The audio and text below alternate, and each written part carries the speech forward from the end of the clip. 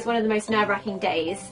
I felt like I looked crap, and trust me, if there's anyone you want to look your best for, it's Harry Styles. Yeah, I'm not gonna lie, I really fancied him.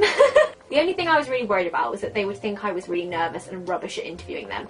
I have no interviewing experience, so there was a possibility of that. I interviewed them, Harry and Niall, and Zayn, Liam and Louis. So I had to do Harry and Niall first. So I walked in, their massive bouncer like walked me in, and Harry took off his mic. He was like sat over the inside of the room. He took off his mic, he came running over, he introduced himself to me and to Dom, my manager, who he called Don, I think, which was quite funny. And then Dom was like, oh no, Dom. And he was like, oh sorry, Dom. And I was like, hi, I'm Zoe. He gave me a big hug, and he was so lovely. He kind of just hovered around us by the door. I think maybe he wanted a break from sitting in the chair.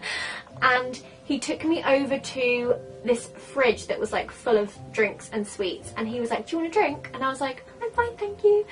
And he said, what about a chocolate bar? He's like, come on, you need to pick a chocolate bar. Which chocolate bar do you want? And I was like, I have a dime. So he gave me a dime bar out of his fridge, and I was like, thank you. And then I was like, okay, I'm about to do an interview and I have a dime bar. So I think I gave the dime bar to Dom. And then someone was like, Harry, you need to come and sit down. So he was like, okay.